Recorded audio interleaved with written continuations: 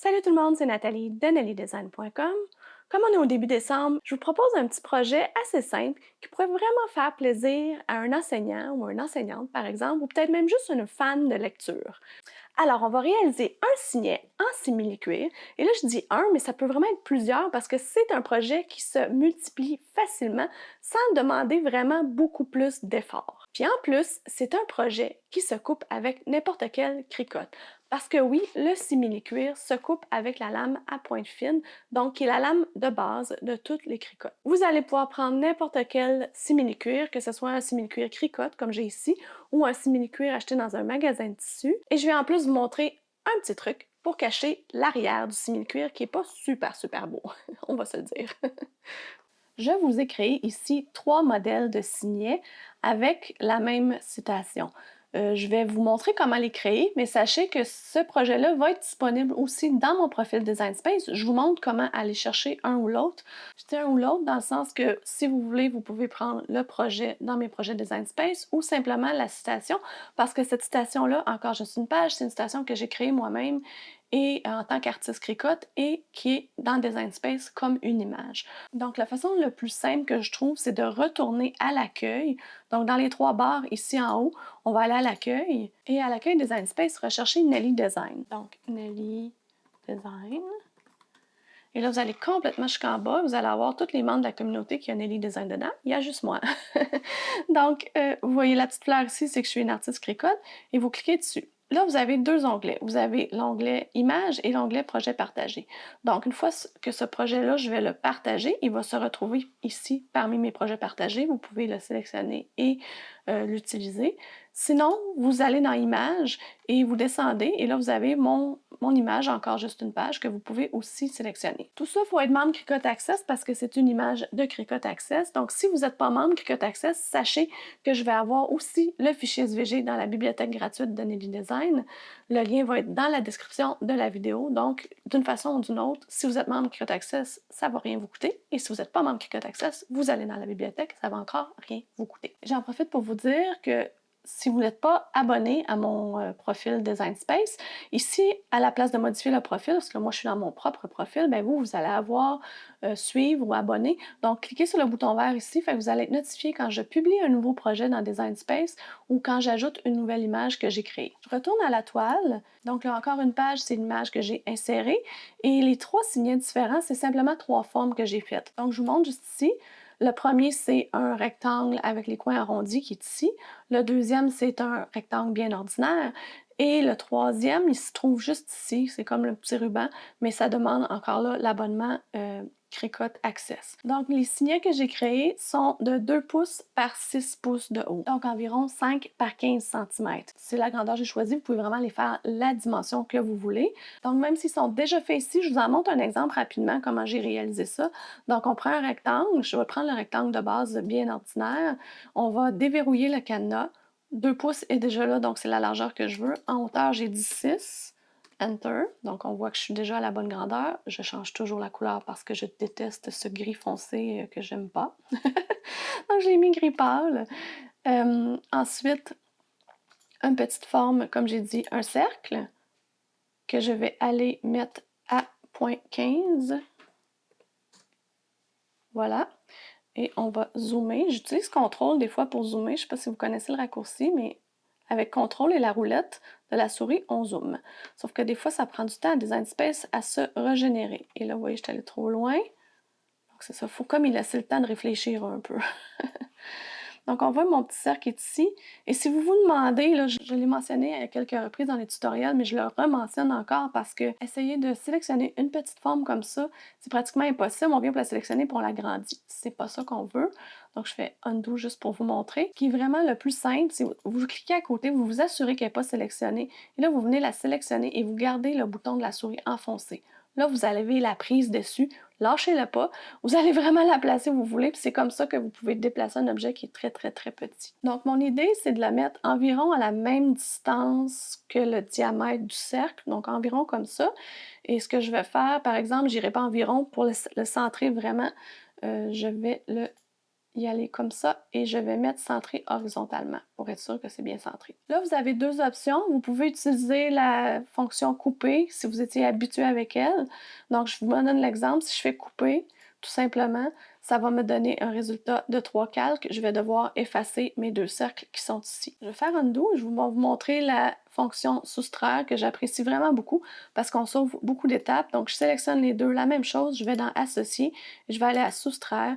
Automatiquement, ça va soustraire le cercle de la couche qui est en dessous, donc de mon signet. Et ça me fait un beau petit trou sans avoir rien d'autre à faire. Je vous rappelle que soustraire reste comme ça dans votre panneau des calques. Donc, ce que ça fait, c'est que si vous voulez défaire soustraire, bien, vous pouvez aller ici et annuler la soustraction. Et si ça vous embête d'avoir un paquet de calques, bien, vous pouvez aussi fusionner les calques. Ça va faire exactement la même chose. Là, après ça, par exemple, ça ne sera plus modifiable. Mais vous pouvez le laisser comme ça, il n'y a absolument aucun problème aussi. Donc, il n'y a rien à attacher à ce point-ci ou rien d'autre à faire parce que le texte, je vais le couper dans du vinyle iron-on et le signet dans du simili-cuir, donc deux matériaux différents, donc je ne les attache pas. Moi, je vais en couper juste un. Vous pouvez en couper plusieurs, vous pouvez choisir le modèle que vous voulez. Moi, ce que je vais faire, c'est que je vais fermer l'œil des calques que je ne veux pas. Je vais garder simplement celle-là. Ça me tente de faire celui avec la petite forme un peu spéciale. Donc, on va tout de suite aller à créer. Le simili-cuir, c'est préférable qu'on le coupe face vers le bas. Donc, la face vraiment vers le tapis. À ce moment-là, si on avait une forme qui n'était pas symétrique comme celle-là, ça serait vraiment important de faire miroir. Ça n'est pas vraiment important dans le cas-ci, mais ce qui va être important, c'est vraiment de faire miroir pour notre texte, parce que le texte, lui, c'est du vinyl iron-on. Le iron-on, on est obligé de le faire miroir, on doit le couper en miroir avec la face vers le bas du tapis aussi. Donc, on fait miroir. On va appliquer sur continuer. Je suggère de couper le iron-on en premier. Vous allez voir pourquoi. Ça va me permettre de me préparer le reste en attendant.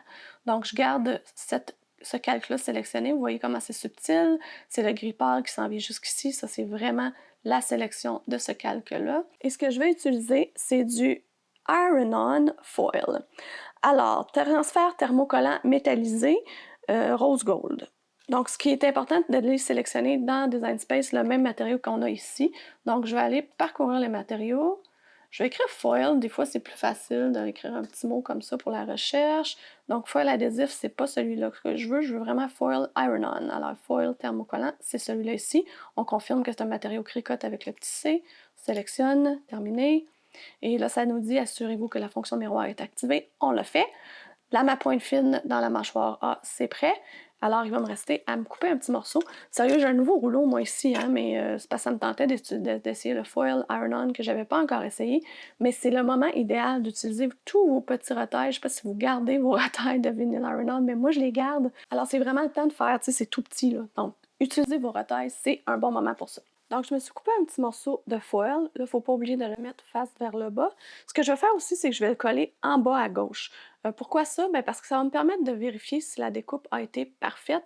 C'est tellement petit que si c'est en haut, bien, ça va être difficile pour moi d'aller vérifier sous la barre.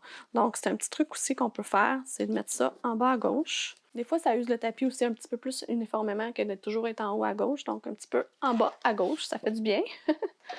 Et si vous faites ça, assurez-vous que vous avez bien modifié et mis votre design complètement en bas à gauche aussi. Pendant que ça va couper, on va préparer le reste de l'autre projet. Donc, vous allez voir, on va pouvoir se couper un petit morceau de simili-cuir, à peu près la largeur qu'on va avoir besoin pour faire un ou des signets, là, dépendamment de la quantité que vous voulez faire.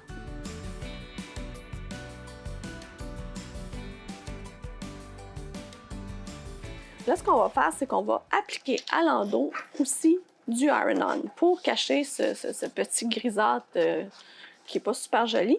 Alors ça, c'est mon truc. Et ce qu'on va faire, donc, on va se couper un morceau à peu près de la même dimension que notre simili-cuir. Ce que je fais, je le mets dessus, idéalement peut-être un peu plus petit. Je ne veux pas que ça dépasse là, du simili-cuir.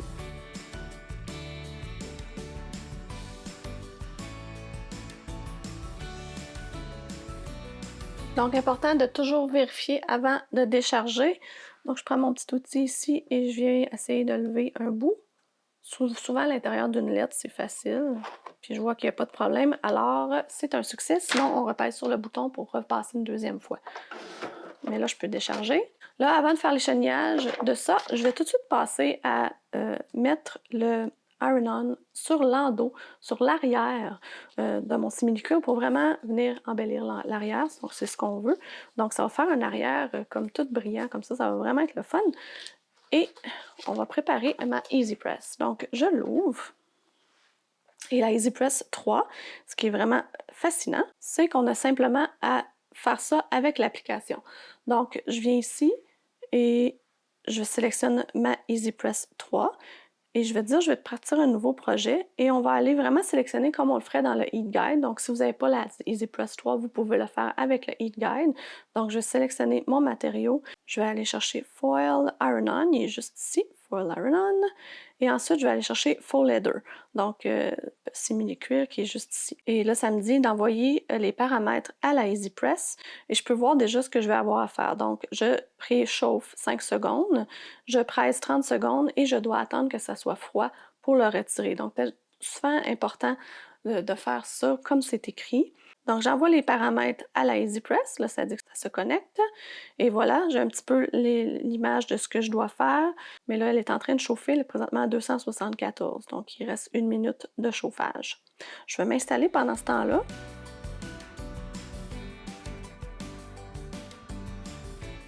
Donc, elle est prête. On va pouvoir appliquer notre petit 5 secondes. Donc, on voit ici, on fait ça et le petit 5 secondes, et là aussi, c'est indiqué. C'est tout. Ensuite, 30 secondes avec pression ferme. Donc, c'est ce qu'on va faire. On va l'appliquer simplement dessus. C'est une application assez simple.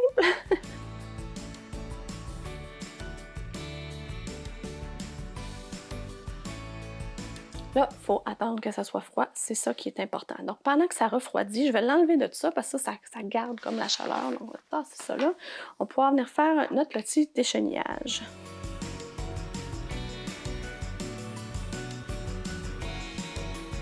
Ensuite, on va prendre le tapis et on va couper notre signet en tant que tel. Je vais ensuite aller parcourir tous les matériaux et sélectionner faux leather ou simili-cuir. J'ai tendance tout le temps à le taper en anglais. On dirait que des fois, il y a des choses qui ne sont pas traduites comme il faut. Celui-là, il est traduit. Simili-cuir, faux leather. Bon, alors, c'est celui-là que je vais prendre. On va charger. Et comme je vous ai dit, ça prend encore la lame à pointe fine. Et on met vraiment le simili-cuir, comme vous avez vu, face vers le tapis.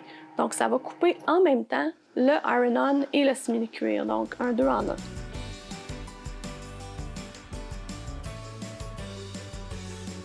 Donc, toujours vérifier si c'est bien coupé. Là, la technique la plus simple, c'est de relever, de regarder si ça a passé. Comme on a ajouté l'épaisseur du iron-on, ça se peut que ça n'allait pas passer. Vous voyez, moi, ça n'a pas coupé. Fait que c'est vraiment là que c'est important de vérifier. Puis ce que je vais faire, je vais relancer une deuxième fois. Tant que le tapis n'est pas déchargé, vous pouvez faire ça, ça va recouper exactement au même endroit.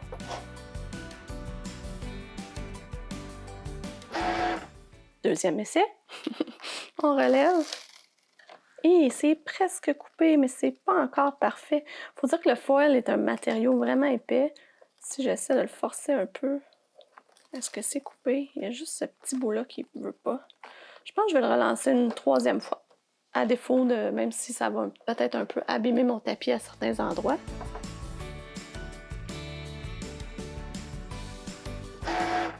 Là, on est mieux de l'avoir, là. Et voilà, comme un charme.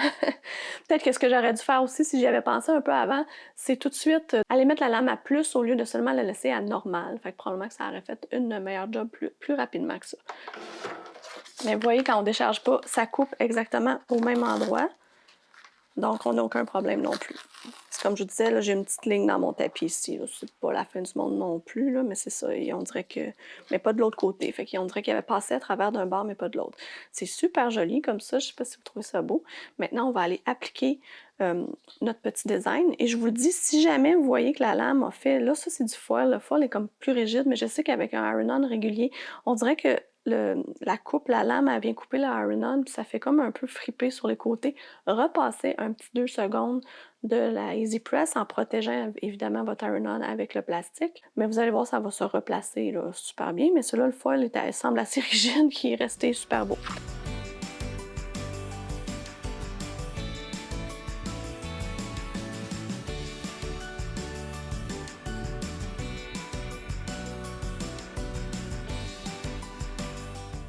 faut encore attendre que ça refroidisse, donc on va être patient. En attendant, dites-moi dans les commentaires à qui offririez-vous ce beau signet-là? Est-ce que vous avez des fans de lecture dans votre entourage ou peut-être que vous allez vouloir le garder pour vous-même? Alors, c'est froid au toucher, il nous reste juste à le détacher. Ça se détache super bien. Wow! Vraiment joli. Évidemment, on va ajouter un petit ruban à ça. Donc, prenez un ruban, peu importe lequel vous avez. Vous pouvez faire toutes sortes d'affaires qui vous tentent. Il n'y a pas d'objection. Je vais y aller à peu près cette grandeur-là. C'est toujours le fun d'avoir un ruban. Si vous ne voulez pas en mettre, mais mettez pas trop aussi. Ça, c'est tout à fait possible. Aucun problème. Donc, j'ai un petit ruban avec un peu de brillant comme ça. Ici, j'ai pensé que ça serait joli. On le rentre. Mon truc, vraiment, c'est de le prendre comme ça, de le rentrer ici. Et ensuite, de venir passer les deux morceaux à l'intérieur. Tout simplement, pas de nœud, rien à faire. On tire et voilà. Alors, j'espère que vous avez aimé cette vidéo. Demain, une autre brico de Noël. Et d'ici là, vous pouvez regarder un autre tutoriel que j'ai fait sur du simili-cuir. Cette fois-ci, c'était pour des étiquettes de bagages. Alors, si vous partez dans le temps des fêtes, ça peut peut-être vous être utile. Je vais la mettre juste ici. Et quand la prochaine vidéo des 12 bricots sera prête, ben, je vais vous la mettre juste là. Bye bye!